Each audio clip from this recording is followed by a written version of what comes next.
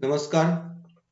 मी राज्यशास्त्र विभाग प्रमुख प्राध्यापक प्रवीण शिंदे, गुरुवर्य मामासाहेब दांडेकर कला भगवंतराव वाजे वाणिज्य आणि विज्ञान महाविद्यालय सिन्नर. वरिष्ठ महाविद्यालयात कला शाखेच्या अंतर्गत राज्यशास्त्र हा विषय स्पेशल असून राज्यशास्त्राच्या अंतर्गत आंतरराष्ट्रीय राजकारण हा एक विषय विद्यापीठाने विद्यार्थ्यांना अभ्यासासाठी दिलेला असून आंतरराष्ट्रीय राजकारण किंवा आंतरराष्ट्रीय संबंध या विषयाच्या अंतर्गत आता आपण सत्ता संतुलन आणि सत्ता संतुलनाचा अर्थ, सत्ता संतुलनाच्या पद्धती, वैशिष्ट्ये यांचा आढावा घेणार आहोत. सत्ता संतुलन. संतुलनाची संकल्पना ही प्रामुख्याने भौतिक शास्त्रामधून घेण्यात आलेली आहे, परंतु त्याचबरोबर जीवशास्त्र, अर्थशास्त्र, समाजशास्त्र या शास्त्रांमध्येही संतुलनाच्या संकल्पनेचा व्यापक अर्थाने विचार केला गेला आहे. निसर्ग संतुलन, जीवसृष्टीचे संतुलन, योग्य संतुलन, वातावरण असतं, तर असे शब्दप्रयोग आपण दैनंदिन व्यवहारामध्ये वापरतो. आज जगातील प्रत्येक राष्ट्र राज्य व्यवस्थेच्या दृष्टीने आपली राष्ट्रशक्ती वाढविण्याचा सातत्याने प्रयत्न करताना दिसून येतो. या शक्तीचा प्रयोग ही राष्ट्रातील राज्य सत्तेकडून होताना दिसतो. या शक्ती बळाच्या प्रयोगातून शांतीची स्थापना निर्माण करून पाहत आहेत, पण त्यातून राष्ट्रात भांडणे होऊन युद्ध होण्याचा धोका सुद्धा उद्भवतो. त्याचा परिणाम आंतरराष्ट्रीय स्तरावर होतो व राष्ट्र आपल्या मर्जीने वागत असतात.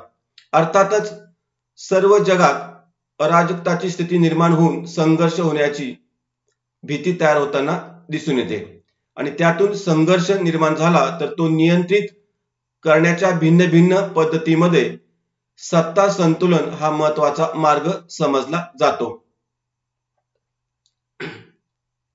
आता बघूया सत्ता संतुलनाचा अर्थ. सत्ता संतुलन हा आंतरराष्ट्रीय संबंधातील मूलभूत सिद्धांत समजला जातो. शक्ती संपन्न राष्ट्र नेहमी सत्ता संतुलन ठेवण्याचा प्रयत्न करत असतात आणि म्हणून सत्ता संतुलन हे जागतिक शांततेसाठी नेहमीच महत्वाचे समजले जाते. राष्ट्र शक्ती किंवा बळाच्या जोरावर राज्य व्यवस्थेचा महत्वाचा आणि मुख्य आधार मानला जात असला तरी सर्वच राष्ट्रे आक्रमणासाठी शक्ती किंवा बळाचा वापर करत नाही. राष्ट्र शक्तीचा उपयोग युद्ध किंवा आक्रमणाचा प्रतिकार करण्यासाठी होत असतो, परंतु शांतता राखण्यासाठी जेव्हा शक्ती किंवा बळाचा प्रयोग केला जातो तेव्हा त्या सत्तेला सत्तेचं संतुलन असं म्हटलं जातं. म्हणजे सत्ता संतुलनासाठी केलेला शक्तीचा आणि बळाचा प्रयोग असंही म्हटलं जातं.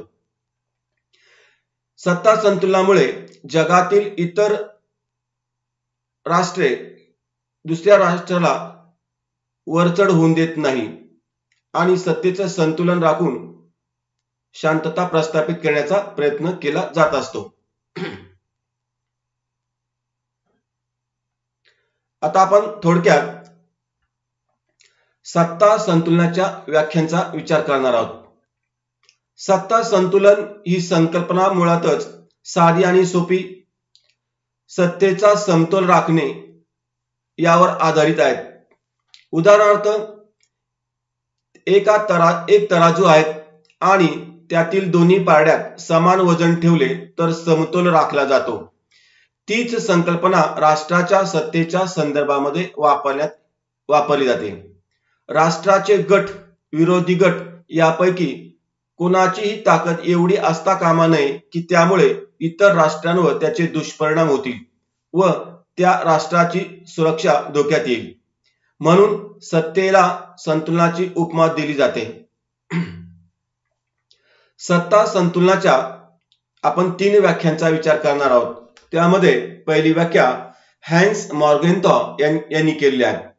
त्यांच्या मते सत्ता संतुलन म्हणजे सर्वसामान्य सामाजिक सिद्धांताचे विशेष प्रगटीकरणच होय. दुसरी व्याख्या बघूया. क्विन्सी राईट यांनी व्याख्या केली आहे. ते म्हणतात की संतुलन ही अशी व्यवस्था असते की जो प्रत्येक राज्याला याची जाणीव करून देते की आपण आक्रमण करण्याचा प्रयत्न केल्यास त्याचा मुकाबला इतर राष्ट्रे समर्थपणे करतील. तिसरी व्याख्या बघूया. सिडने यांनी व्याख्या केली आहे. सत्तेमध्ये अशा प्रकारचे योग्य संतुलन केलं जातं की ज्यामुळे कोणत्याही एका राष्ट्राला फार काळ प्रबळ बनवून आपली इच्छा इतरांवर लादण्यास प्रतिबंध केला जाईल. अशा प्रकारे सत्ता संतुलनाच्या आपण व्याख्यांचा विचार इथं केलेला आहे. आता बघूया सत्ता संतुलनाची वैशिष्ट्ये. पहिला समतोल. सत्ता संतुलन हे समतोलावर आधारलेले आहेत, परंतु इतिहासाच्या विद्यार्थ्यांना हे ज्ञान आहे की इतिहासाबाबत कोणतीही एक गोष्ट निश्चित असतेच असं नाही. राजकीय स्थिती ही नेहमी सतत बदलत असते आणि त्यामुळे सत्ता संतुलन ही संकल्पना सातत्याने बदलत जाते. जागतिक राजकारणाचा इतिहास पाहिल्यास असं दिसून येईल की व्यवहारामध्ये सत्ता समतोल अवस्था वा सत्ता संतुलन कधीच निर्माण झालेले नाही. दुसरा आहे मानवी हस्तक्षेप. सत्ता संतुलन हे दैवी किंवा ईश्वरी देणगी नव्हे, तर ते मानवाने सक्रिय हस्तक्षेपाने निर्माण केलेले असते. ते आपोआप निर्माण होत नाही. म्हणजेच संतुलन हे राष्ट्रांनी शांतता प्रस्थापित करण्यासाठी स्वइच्छेने केलेलं ते कार्य आहे. नंबर 3 जैसे थे स्थिती. सत्ता संतुलन पद्धती यथास्थितीचे समर्थन करीत असते. म्हणजेच सत्ता संतुलन हे जैसे थे परिस्थितीला अनुकूल आहेत. राष्ट्रांमध्ये परिवर्तनशीलता असणे आवश्यक आहे. स्थळ काळ वेळेनुसार आपल्या धोरणामध्ये आवश्यक असे बदल घडवून आणणे अभिप्रेत आहेत, परंतु सत्ता संतुलनामध्ये जैसे थे परिस्थिती ठेवण्याचा प्रयत्न केला जातो. नंबर 4 अनिश्चितता. सत्ता संतुलन आणि राष्ट्र सिद्धीस गेले आहेत अशा प्रकारचे कोणतेही राष्ट्र निश्चितपणे सांगू शकत नाही. म्हणून सत्ता संतुलन अनिश्चितता असते तर त्याचे मोजमाप करणे देखील अशक्य आहे.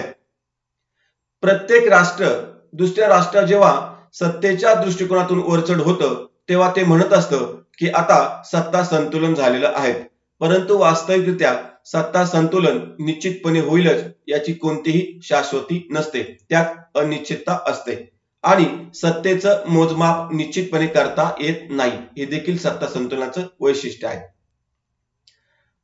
पुढे बघूया. सत्ता हे व्यक्तिनिष्ठ आणि वस्तुनिष्ठ. सत्ता संतुलन हे व्यक्तिनिष्ठ आणि व्यक्तिनिष्ठ स्वरूपाचं असतं. मार्टिन व्हाईट यांनी या संदर्भात इतिहासाचे काही दाखले दिलेले आहेत. त्यांच्या मते जेव्हा 2 गट सत्तेवर असतात तेव्हा संतुलन असतं, परंतु जेव्हा एका गटाचा विजय होतो तेव्हा तो म्हणतो की सत्ता संतुलन आमच्यामुळे झालेले आहे, परंतु यामुळे विजयी गटाचे वर्चस्व वाढलेलं असतं. म्हणजेच सत्तेचं असंतुलन झालं आहे असे यातून आपल्याला म्हणावं लागेल. नंबर 6 शांतता टिकून ठेवणे. सत्ता संतुलन यामुळे कायम शांतता राहू शकते हा समज गृहीत धरणे चुकीचं आहे. कारण सत्ता संतुलनात शांतता टिकवण्याचं साधन म्हणून उपयुक्त ठरू शकत नाही. शांतता प्रस्थापित करण्यासाठी सत्ता संतुलन हे उपयोगी पडू शकेल असं निश्चितपणे सांगताही येत नाही. नंबर 7, मोठ्या राष्ट्रांचा खेळ. सत्ता संतुलन हा एक खेळ आहे. तो बड्या शक्तिशाली राष्ट्रांच्या मर्जीवर अवलंबून असतो आणि त्याचे बरे वाईट परिणाम अर्थातच छोट्या राष्ट्रांवर होत असतात, पण त्यांना या खेळात फारसे स्थान नसते. नंबर 8, न परवडणारे धोरण. सत्ता संतुलनाचे धोरण लोकशाही असलेल्या राष्ट्रांना न परवडणारे आहेत, कारण संघर्षमय काळातील ते सत्तेचे राजकारण चालते.